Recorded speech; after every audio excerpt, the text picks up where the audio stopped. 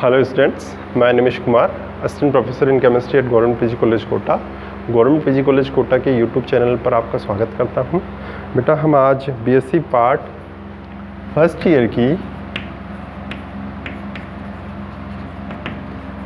Year की unit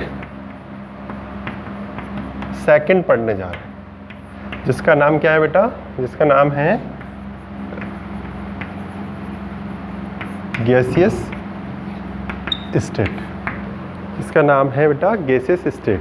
तो सबसे पहले तो बेटा हमें ये जानना है कि गैसियस स्टेट में हम किसका अध्ययन करेंगे। जैसा कि नाम से स्पष्ट है, गैसियस स्टेट में हम डिफरेंट जो गैसेस हैं हमारे पास, उनको हम स्टडी करेंगे। डिफरेंट गैसेस हैं, उनको हम स्टडी करेंगे। अब बेटा, आपने 11th और 12th में पढ़ा होगा। 11th और 12th में क्या पढ़ा होगा आपने कि जो ठोस, द्रव और गैस में एक अंतर, ये तो 9th-10th के लेवल पे ही पढ़ लेते हैं। ठोस क्या होता है बेटा? सॉलिड। सॉलिड क्या होता है? जिसके अणुओं के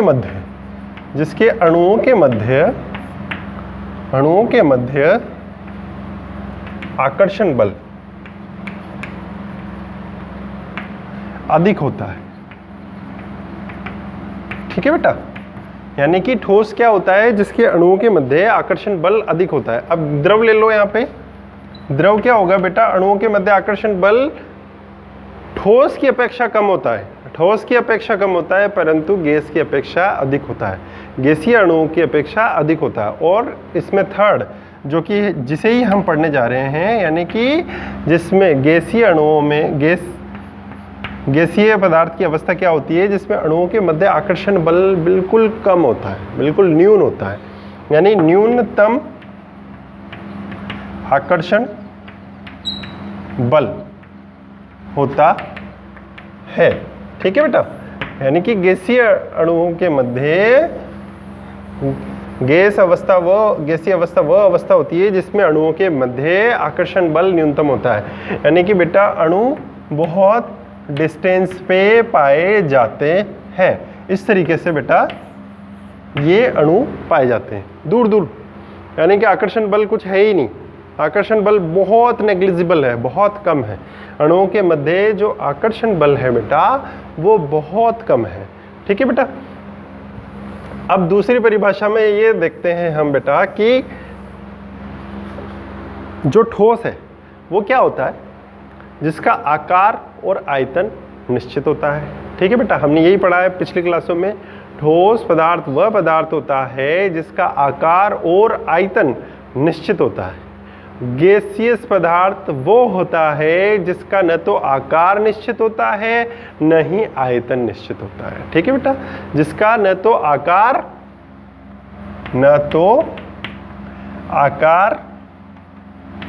निश्चित होता है, ना ही आयतन निश्चित होता है। न तो आकार निश्चित होता है, न ही आयतन उसका निश्चित होता है। और वही क्या कहलाता है बेटा?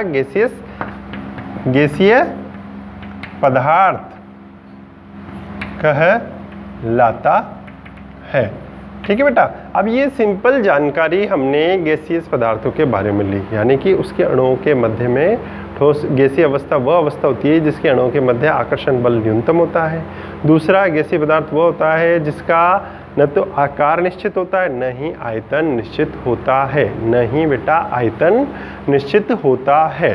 ठीक है बेटा, अब हम देखते हैं गैसों के प्रकार। क्या देखते हैं? Types of gases.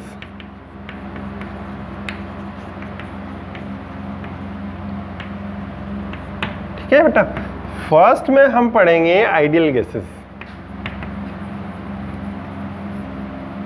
और सेकंड में हम पढ़ेंगे बेटा रियल गैसेस। आइडियल गैसेस यानी कि बेटा आदर्श गैस। आइडियल गैस यानी कि आदर्श गैस। आदर्श गैस क्या होती है बेटा? वह गैस, ये इंपॉर्टेंट है बेटा, ध्यान से सुने, वह गैस जो ताप व दाब की वह गैस बेटा वे गैसें जो ताप व दाब की समान परिस्थितियों में, ताप व दाब की समान परिस्थितियों में बेटा गैसीय नियमों का पालन करती है। ताप व दाब की समान परिस्थितियों में गैसीय नियमों का पालन करती है। क्या करती है बेटा? गैसीय नियमों का पालन करती है। और दूसरी कंडीशन जो है वो क्या है? PV बराबर nRT, यानी कि ये बेटा आदर्श गैस इक्वेशन है, इसका हमेशा पालन करती है, पालन करती है। यानी कि आदर्श गैस क्या होगी बेटा? आदर्श गैस होगी जो गैसीय नियमों का पालन करती है। और PV बराबर nRT यानी कि आदर्श गैस इक्वेशन का भी हमेशा पालन करती है। वह क्या कहलाती है बेटा? आइडियल गैसेस कहलाती हैं, आदर्श गैसें कहलाती है। क्या कहलाती है बेटा? आदर्श गैसेस कहलाती हैं। अब दूसरा ले लो बेटा आपके रियल गैस, इसका उल्टा कर दो बेटा। ये गैसीय नियमों का, न तो गैसीय नियमों का पालन करती है,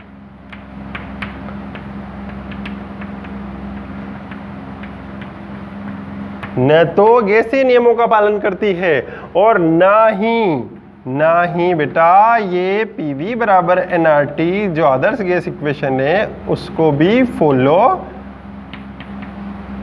नहीं करती है। डू नॉट फॉलो PV बराबर nRT ideal gas equation rules and do not follow gases rules which gases are called as real gases. ठीक है बेटा, ये रियल गैसें गैसीय नियमों का पालन नहीं करती हैं और न ही PV बराबर nRT को फॉलो करती हैं। तो बेटा ये हो गए हमारा आइडियल गैस और रियल गैस में डिफरेंस। अब बेटा हम किस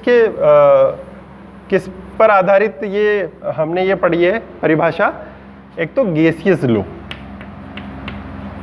गैसीय नियम, ठीक है, और दूसरा बेटा PV बराबर nRT आदर्श गैस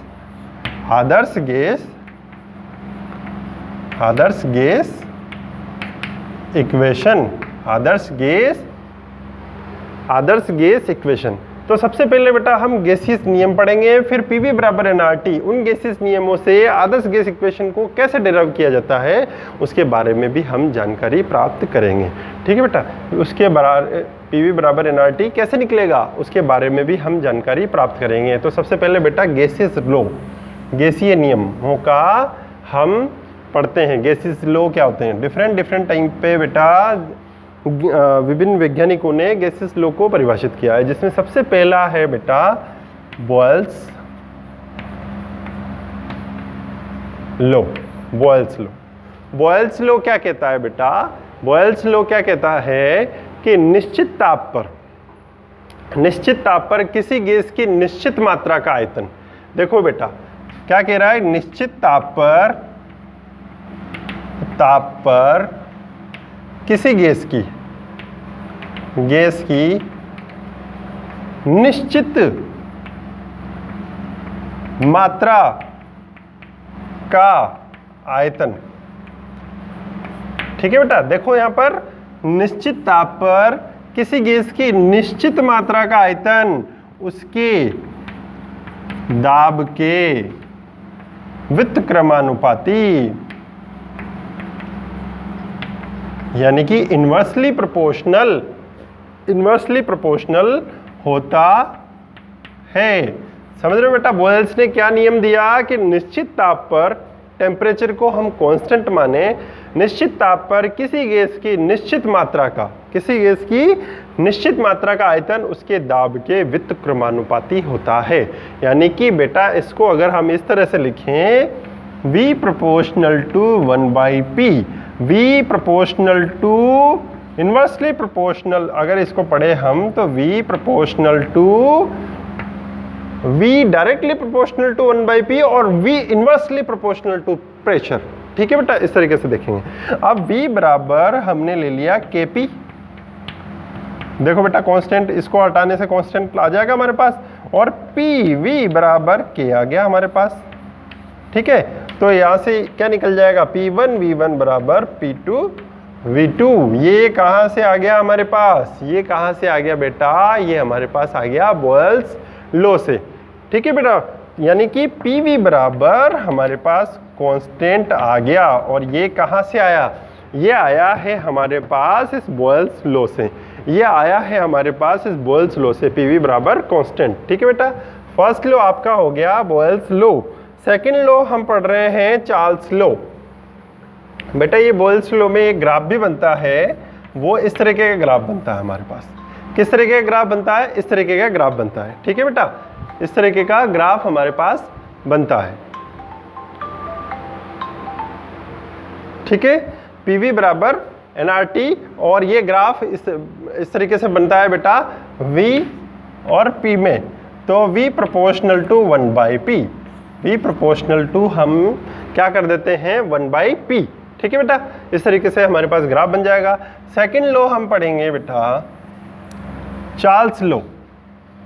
सेकंड लॉ हम क्या पढ़ रहे हैं बेटा, गैसीय नियम, और उसमें है second law Charles law. Charles law, Charles law. अब देखो बेटा, वहां पर टेम्परेचर को आपने क्या किया था, कांस्टेंट किया था। अब मैं यहाँ पर प्रेशर को कांस्टेंट करूंगा, अब मैं यहाँ पर प्रेशर को कांस्टेंट करूंगा, यानी कि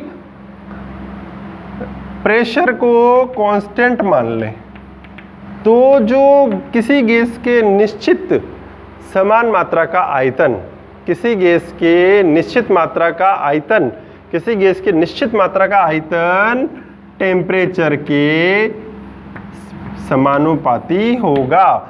किसी गैस का जो समान निश्चित मात्रा का आयतन है बेटा, वो टेम्परेचर के समानुपाती होगा जबकि हम प्रेशर को कांस्टेंट माने, जबकि हम प्रेशर को कांस्टेंट माने। V प्रोपोर्शनल टू T हो जाएगा बेटा, और इसको इस तरीके से कर लें, V/T इक्वल्स टू कांस्टेंट हो गया हमारा, तो ये V1/T1 इक्वल्स टू V2/T2 हमारे पास चार्ल्स लॉ से आ जाएगा। V1/T1 इक्वल्स टू V2/T2 ये हमारे पास किससे आ जाएगा बेटा, चार्ल्स लॉ से आ जाएगा। और देखो बेटा, एक ग्राफ में प्लॉट कर रहा हूं आपके सामने कि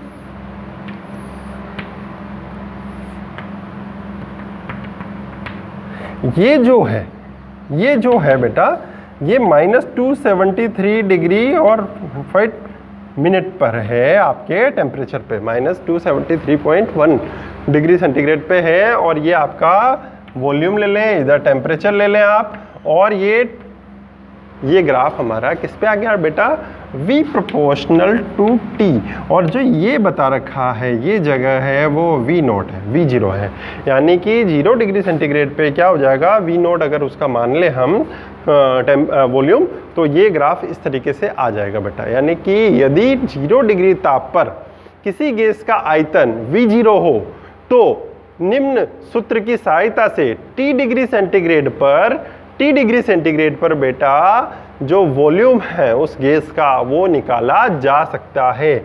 यानी कि ये सूत्र बेटा बहुत इंपॉर्टेंट है, V0 VT, यानी कि वॉल्यूम